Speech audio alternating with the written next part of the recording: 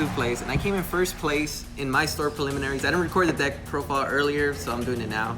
And I won with Broly. You guys already know what Broly does. He attacks, you take 1 life, and you draw 1 card from your deck. And when you're awakened, you can put a battle card in rest mode, and you could restand any card on the field. Pretty much the leader with his 2nd effect, take a life, and Leader, battle card. Battle or energy, anything.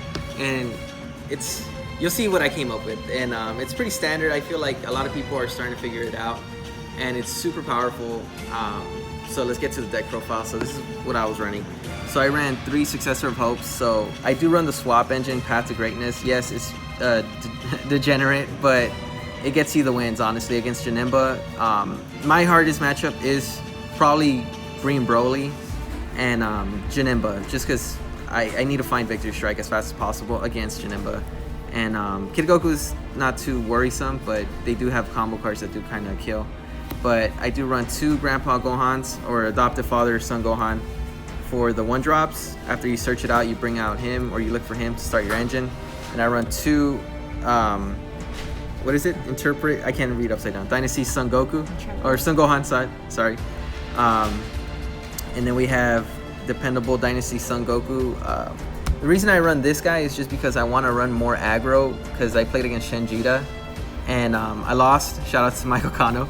But it made me realize I needed to have more turn 1 plays against that type of deck, and I need to aggro them as fast as possible before they do their Shenjita play, and it kind of wrecks anybody because it's barrier, deflect, and it's ridiculous. It's so powerful.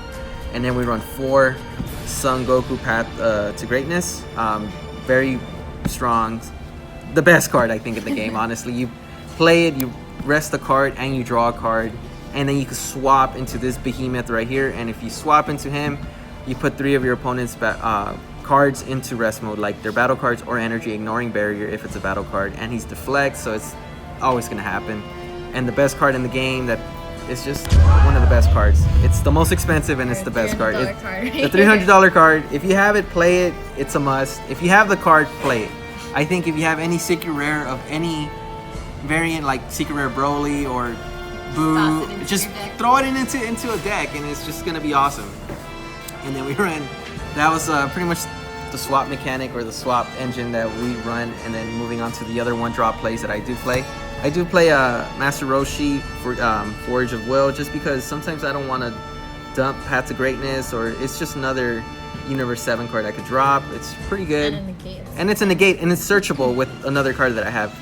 I do run Godly Whis, Destruction Whis, and it's great just because it stops your opponent from restanding. In the mirror match, Broly usually likes to restand their energy so they could EX evolve to this guy. But if he's out, you pop that energy. Someone did that to me, and I was just like, why would you do that? And I just got rid of it, and they were just like, oh no! And then they couldn't battering me anymore, and then you see what I have. And then, like I said, I do have more turn 1 aggro plays, just because Shenron Gogeta is the scariest matchup in my opinion, besides Broly. And it's coming back. And it's coming back, so you need to have something to like get rid of, or start pressuring them as fast as you can, so they don't do that Shenjita play. And obviously you run your 4 Sparking Super Combos. I don't run Shugesh just because people always had Cronoa when I played them. They always turn 1 Cronoa at me, so I was just like, oh, okay, well, I don't play it, but they had it. So, and I do run my own Cronoa just because I'm that guy too. So I play 2 Cronoas just so I could stop the Shugesh plays. And just also good to draw, in my opinion. And then we do run 2 Crisis Crushers because I think Kid Goku is very popular. Like, my first 2 matches were Kid Goku, and it was insane. Like, this guy came in clutch so much. Got rid of everything I needed to get rid of.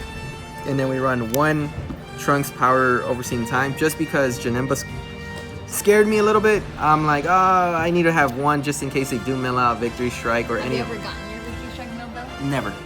Never, because I searched so much. Like, I've seen the other variants with the old men.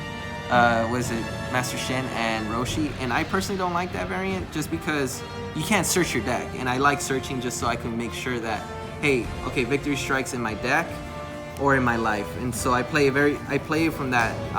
Once I know that Victory Strike's in my life or in my deck, I play very differently. So I search out with this, and I make sure if Victory Strike's in the deck, I'll just start looking for it a lot faster. and it fills up the drop area with Successor Hope. And then we run one Bardock fully unleashed, just because Broly is scary, like I said. You want to force him to go up the chain, and then you Cold Bloodlust whatever that comes out. So, and then we run 2 Bad Rings. I don't have the other judge, but if someone wants to donate, I'm more than happy to take it. I'm just kidding. But we have 2 I Bad already Rings. donated this one. And then we have 2 Time Magics, just because Shenjita, like I said, is scary. I'm telling you guys, it's super scary. I want to see the negates. That's why I run a good amount of negates. And then we have Nimbus, just because I played someone that was playing Scuffle Time, Dende, and this just stopped them. That is so important. It just stopped them completely. They just couldn't do it, and this also stopped them. Cold Bloodlust. I blind Bloodlust whatever their Fountain of Spirit is. Like maybe they bring out a different type of 2-drop Saiyan. It could be the Trunks or Goten, but they're forced to do it. So I do that, and then the best card that I think, shout outs to Kevin Zuniga from DBZ Dudes, he told me to bump this up 1 more, and it was Universe 7 Representative. We were both talking about it when we played at Core's event, or Core TCG's event, their store preliminaries. This card is MVP. I really like this card a lot, just because you search out pretty much anything that's Universe 7. So you search out this guy. So if you don't have Successor Hope, this also goes to the drop, and you can find any of these, at least these guys, and then you can find another one of these guys and add it to your hand, or Orochi. So you pretty much search out a negate, which is so powerful in my opinion. Like there's nothing that could search out a negate besides this guy, and it just fills up the drop area really quickly. So you could go into your Sparking 7 a lot faster with this. And this is what I came in first place with. My first match was Kid Goku, second match was Kid Goku, third match was, what's my third match? Janemba, fourth match, which is like the mirror match. That was hard. And then Gogeta, Red Gogeta's pretty tough too. Yeah, C-Rod was playing it. C-Rod piloted it very well. It was very powerful. But yeah, I went undefeated. Shout outs to John too, because I'm changing this deck up too, so I can figure out for the next format. So I'm just getting ready for the next format, because the next format is going to be crazy good. And so I want to be prepared, because if you have this $300-$400 card, you got to play it. Always got to play it. And this is what I came in first place with. And he got his invite. And I got my invite, so I'll be in Richmond. Hopefully, if school allows me. If I'm not too busy with school, I'll be there at the PPG event. So those of you that got your invite, I would love to play against you guys. Can't wait. Just want to give a quick shout out to my team, because my team was the one that was kind of like helping me create this. Shout outs to John for the next changes that are going to happen, and also Kevin from DBZ Dudes for giving me the tips of having more turn 1 aggro against Shenjita, because he was saying like, yeah, Shenjita's pretty scary, and I'm like, yeah, dude, you just gotta like figure out how to like to aggro them pretty fast. And shout outs to Supergirl right here for recording the deck profile too. And that's pretty much it. So this is what I got first place with. And playtesting. And there you go. So this is what I got first place with, and got my invite. And like always, y'all stay super.